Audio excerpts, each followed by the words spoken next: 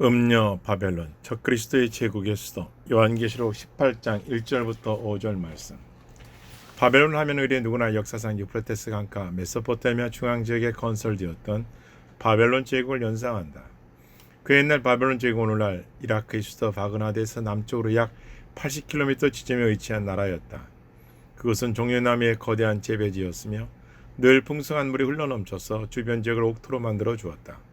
그리고 가까이는 걸프만 있었고 사막의 주요 무역로 있게 고대 근동 문명의 중심지로 발돋움하였다. 그러한 여러 가지 호조건 때문에 바벨론 제국은 일찍이 찬란한 문명을 꽃피웠고 수천 년간 존속했으며 여러 국가와 꽤 넓은 지역을 점령하며 지배했다. 그런데 어찌된 영모인지 그토록 막강한 권력을 오랫동안 누렸던 초강대국이 어느 날 갑자기 BC 539년 메데인의 침공을 인해 멸망당하고 말았다. 이처럼 갑작스럽게 멸망당한 바벨론 지역은 말세의 음료, 바벨론과 여러 가지 측면에서 너무나도 비슷하기에 요한계시록은 바벨론이란 구약시대의 표현을 빌려서 그대로 쓰고 있다. 갑자기 바벨론이 무너져 멸망하였다. 예레미야 51장 8절. 무너졌도다. 큰 도시 바벨론이 무너졌다. 요한계시록 18장 2절. 큰 음료와 붉은 빛 짐승. 본문에서 말세의 바벨론은 붉은 빛 짐승을 탄 음료는 불신정권이나 무신정권, 적그리스도 제국을 상징한다. 이를테면 짐승이 적그리스도 제국이라면 음료는 바로 그 제국의 수도 겸 통치자인 셈이다. 그런데 붉은 빛 짐승은 요한계시록 10장 1절에 소개된 바 몸에 7머리와 10뿔을 지닌 짐승과 동일한 짐승이다. 그렇다면 여기서 7머리와 10뿔은 대체 무엇을 의미할까? 성경에서 언덕이라는 산은 권세와 통치 상징으로 쓰여졌기 때문에 7산 7머리는 7개의 제국들과 그 나라의 7명의 통치자들을 동시에 나타낸다. 왕과 나라는 번갈아 쓰인 같은 의미를 가진 용어들이다. 그 7왕들 곧 역대 불신 제국들은 영속적인 나라들과 다음과 같다. 1. 애굽과 바로왕 2. 아스르와 살만에셀 3. 바벨론과 느부갓네살 4. 메데 및 바사와 고레스 5. 그리스는 마케도니아의 알렉산더 6. 로마 제국과 시저 7. 장차 올 단명의 제국이다. 혹자는 7번째 제국을 과거의 영국이나 일본, 독일, 현재의 미국이라 주장하나 확실하지 않다. 그와 관련한 역사적 전천년설학자인 헨리 알포드라 아벨레는 7번째 단명의 제국을 콘스탄티 황제로부터 시작된 기독교 제국으로 해석한다. 필자는 지금이 바로 적그리스도의 제국의 출현 직전 상태인 7번째 단명의 제국 시대에 적그리스도의 출현을 적극 막고 시라고 믿는다. 아무튼 종말의 적그리스도는 무정경의 출신, 즉 사탄의 우애로 역대 적그리스도의 모형들을 훨씬 능가하고 남음이 있다. 8번째 제국 우두머리는 곧 사탄의 화신임이 분명하다. 7머리가 과거, 현재, 미래를 아우르는 수식적 의미의 연속적인 역대 불신 및 제국들 및 무신 국가들이라면 10뿔은 종말의 적그리스도와 같은 시대를 사는 수평적 의미를 가진다. 동시대적인 10명의 정치 주자들을 나타내는 것이다. 일부 학자는 이 10뿔을 적그리스도에게 굴복한 세계 열방의 모든 권력을 나타내는 상징적 의미이자 종말론적인 인물이라고 해석한다. 그러나 천사가 분명히 10뿔들이 문자적인 10명의 왕들이라고 요한계시록 12장 10절 밝혔기 때문에 또다시 그 열이라는 숫자를 상징적으로 해석하는 것은 설득력이 없다. 종말에는 비단 10뿔만 아니라 수많은 정치적인 세력들, 득통수양의 여러 국가들이 등장할 것이다. 10뿔이란 문구는 원래 다니엘 10장 7절과 24절에 유래되었다. 성경 본문의 문맥에 의하면 종말 직전 적어도 몇 년 전에 적그리스도가 나타나 10나라 중에 3나라를 멸망시키고 정복한 후에 정통 기독교와 신자들에게 본격적인 종교 탄압의 핍박을 감행할 것이 역력히 예언되었다. 다만 다니엘서의 10뿔은 적그리스도의 적대 국가되었다가 나중에 굴복하지만 요한계시록 10뿔은 처음부터 적그리스도의 동맹 및 지식 세력이라는 점만 다를 뿐이다. 그렇다면 전세계 국가들 가운데 적어도 수십 개국의 적그리스도의 영향력 및 그의 치하에서 그를 지지하는 돌연 그의 편으로 돌아설 것이 틀림없다. 그러므로 10뿔 곧 10개국의 통치자들은 사도 요한 당시 과거 로마 제국의 현지 황자들일 수는 없다.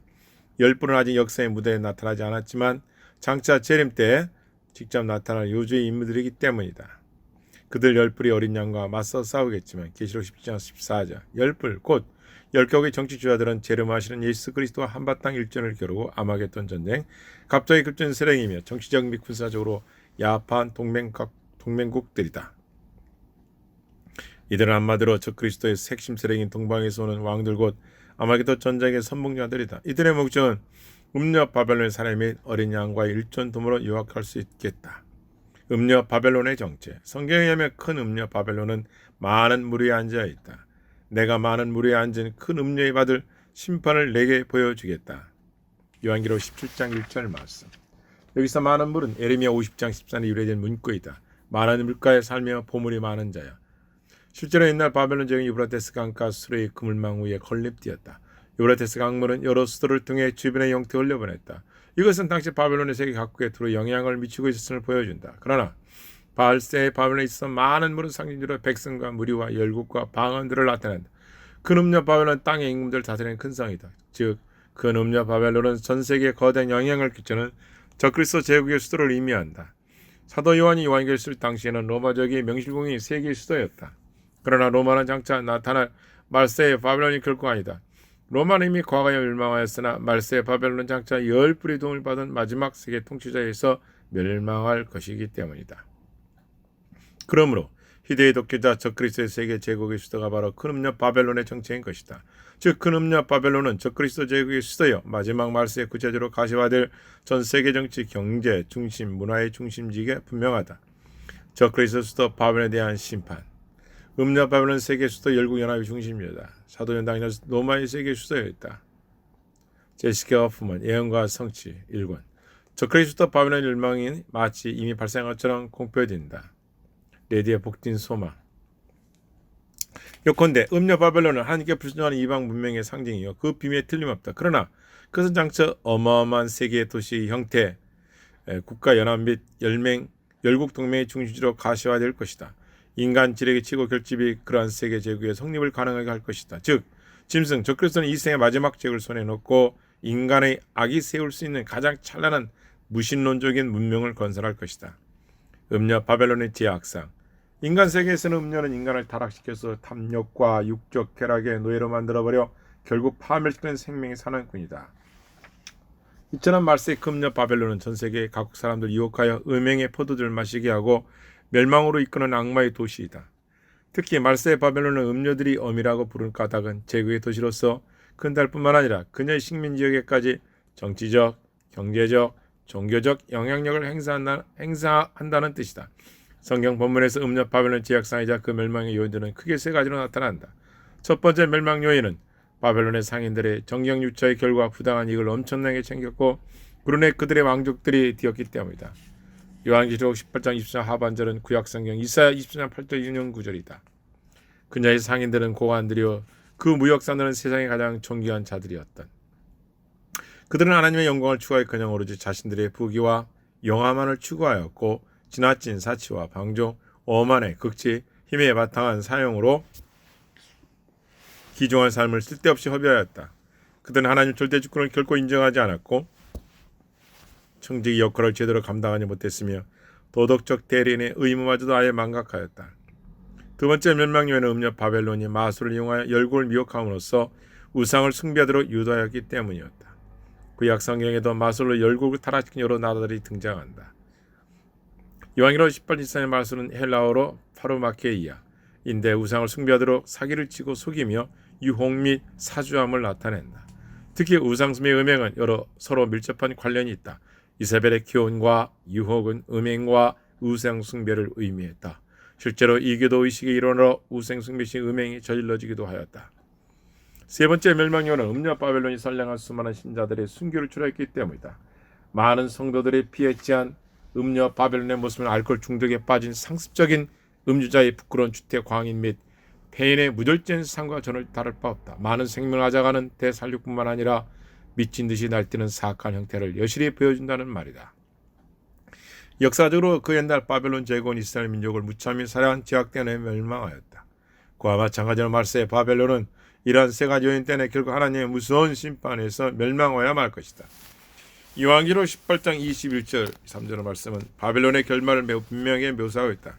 여기에 결코 다시라는 말 일라어로 우메소야티 무려 6번이나 표현되었는데 그러므로 그 옛날 이사야 선지자가 말한 것처럼 말세의 바벨론도 영원히 이 세상에서 사라져버리고 말 것이다. 음녀 바벨론의 멸망. 큰 음녀 바벨론의 멸망은 이미 요한계시록 14장 8절에 나타난 예고되었다. 그리고 6번째 대제업의 재앙에서 다시 한번 큰 성 바벨론에 대한 심판이 진술되기도 했다. 그러나 큰 성 바벨론에 대한 실제적인 멸망 장면은 요한계시록 10장 18절 비로소 자세히 소개되었다. 그 이전에 기록되어 이른바 예언적 과거 형식으로 묘사되었다. 여기서 예언적 과거는 아직 발생하지 않은 사건을 성취될 것이 매우 확실하기에 선지자들이 이미 발생한 것처럼 과거로 진술한 표현 방식을 말한다. 큰 세상 바벨론이 멸망한 데는 그리 많은 시간이 걸리지 않을 것 같다. 그 이유는 바벨론 하루 동안 곧 갑자기 멸망하려고 성경은 밝히고 있답니다. 갑자기 바벨론이 무너져 멸망하였다. 에레미야 51장 8절. 이 때문에 하루 사이에 그녀가 재앙들을 당하니 곧 사망과 슬픔과 기근이라. 그녀 곧 바벨론이 또한 완전히 불타버리라. 계시록 18장 8절. 바벨론 짧은 기간 동안 삼중고 곧 사망과 슬픔과 기근으로 인해 완전히 멸망하고 말 것이다. 그 구체 멸망의 발단은 열불과 짐승 곧 적그리스도와 그의 주종 세력들이 굳게 연합하여 큰 음녀 바벨론 일제의 공격으로 시작된다. 그의 음녀를 마하게 하고 벌거벗게 하며 그 살을 먹으며 불로 전부 태워버리고, 한마디로 그렇게 전쟁으로 처절히 참여한다는 뜻이다. 근지진이나 바벨론 세갈로 갈라지고 설상가상으로 불로 인해 완전히 파멸되고 만다. 특히 불의한 심판은 성경 일반적인 개념이다. 그 옛날 바벨론 제국 하나님을 멸망해서 한 큰 불탄산으로 부르셨다.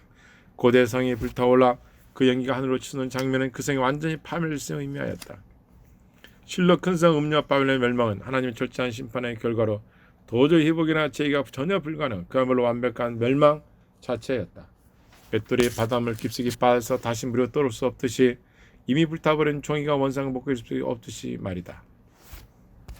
임금이 반역을 도와 도만 역적을 붙잡아 사약을 내리듯이 하나님은 온갖 악행을 일삼고 열골 타락시킨 음녀 바벨론에게 그분의 맹렬한 진노의 포도잔을 받게 하셨다.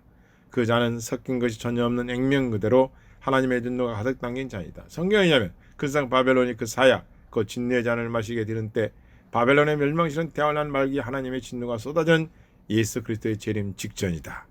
큰 도시 바벨론이 세척하게 났고 전 세계 도시들이 무너졌다. 큰 도시 바벨론의 지역을 하나님이 기억하셔서 그의 맹렬한 진노가 담긴 포도주를 그녀에게 주어 마시게 했다. 계시록 16장 19절. 바벨론과 전 세계 도시들이 파멸할 것은 이 세상 모든 나라들의 몰락을 의미하니 다니엘서 2장 44절과 7장 20절의 성취이기도 하다. 도리어 이 모든 나라들, 전 세계 모든 나라들을 쳐서 멸망시키겠고 그 나라 천년왕국 영원한 천국 영원히 존속하리라. 다니엘서 24장 4절 이하 말씀. 아멘.